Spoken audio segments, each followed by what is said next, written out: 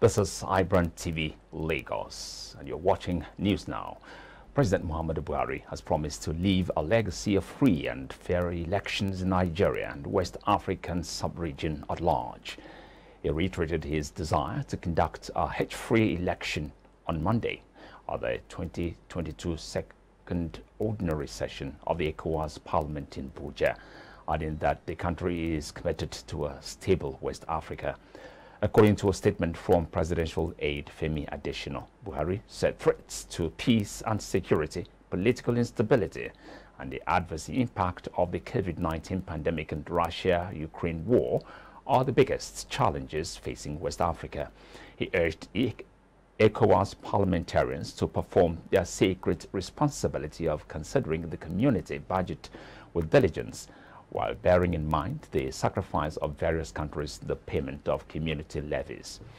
Oyo State government has assured the citizenry of more people-centered projects in sustained efforts at enhancing sustainable development across the state. This declaration was made by the state governor, SEYI MAKINDE, at Community Primary School, Sasa, Ojo, in Ibadan, where a non-governmental organization in the area endorsed his re-election bid. In her address, the executive director of a non-governmental organization, RUSSO-UKRAINIAN, said the organization intended to fully support the SEYI MAKINDE-led administration owing to a worthwhile governmental performance in his first term in office. The state governor, ably represented by Special Assistant on Labor, Comrade Abayo Titilola Shodo, assured the government's determination to improve the welfare of both civil and public servants, the citizens, as well as pensioners. SEYI MAKINDE has been doing a very good job in Oyo State, and I'm a living witness. I don't work with the government, but I see what he has done, and I look at him and look at the other candidates that are coming out, and I said no, that I have to create a group because I'm popularly known here. I'm well known. I have my group of people. I have people that I can call together and they will answer me.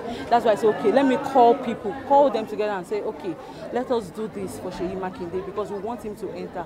We don't want any other person to enter. We want him so that the good work that he has been doing. The electorate is clear, very clear. SEYI Lekosi is the message. Everyone in Oyo State and even beyond Oyo State has acknowledged the great impact that the government of Governor SEYI MAKINDE has had in Oyo State. The evidence is all over the place. The workers can testify, pensioners can testify, the people of Oyo State can testify. We have various projects finished and ongoing, unprecedented, huge projects, all at the same time. Therefore, this kind of situation must continue. This is development. This is sustainable development, not development of some people's pocket. They've misled us into voting for them, and they've already destroyed all what we stand for in this country. So we are going to improve on that. All what we are asking for is that for the people, the masses, to vote for PDP from head to the bottom.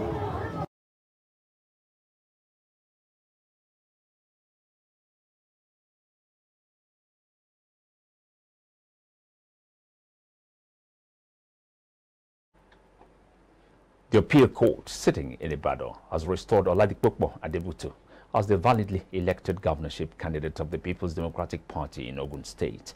The court also restated the 3 senatorial candidates, 9 House of Representatives and 26 House of Assembly candidates, whom all emerged from the primaries of the party conducted by the National Working Committee and monitored by the Independent National Electoral Commission.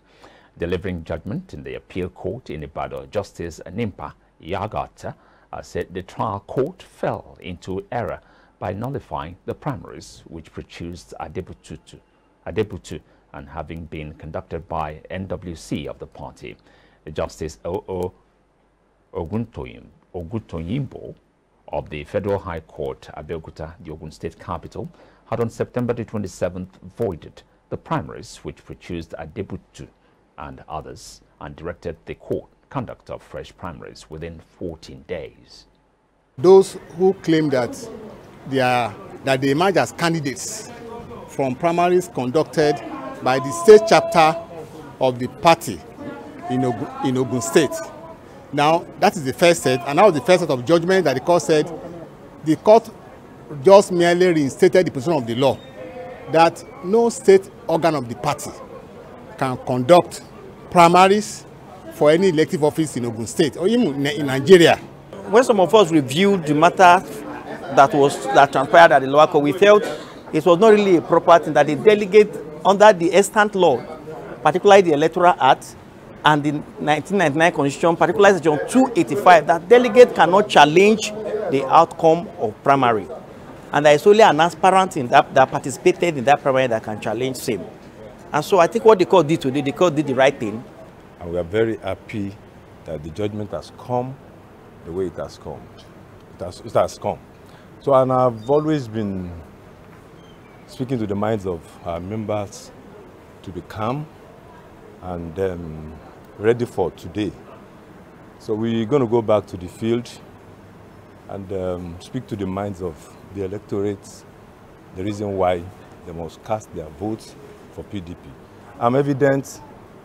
I'm so evident that this judgment will go this way.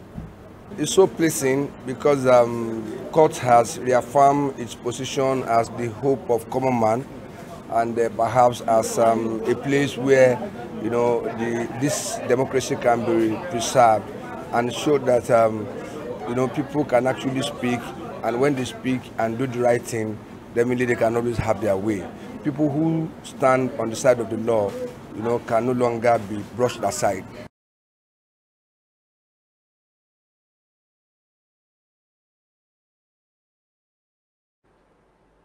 Foreign non-governmental organizations, banks, financial technology firms, as well as point-of-sale terminal operators have been linked to terrorism financing in the country. This is according to a report released by the federal government through its Nigerian Financial Intelligence Unit. The 2022 National Inherent Risk Assessment of Terrorism Financing in Nigeria report, which assessed the level of terrorism financing risks the nation was exposed to, identified the affected NGOs to include those operating in terror-prone areas and engaged in humanitarian activities, service provision, and faith-based activities. Based on the report, investigations by security agents have revealed constant interactions between the use of cash by terrorist actors and financial institutions, bureau de change, fintech firms, and designated non-financial businesses and professions.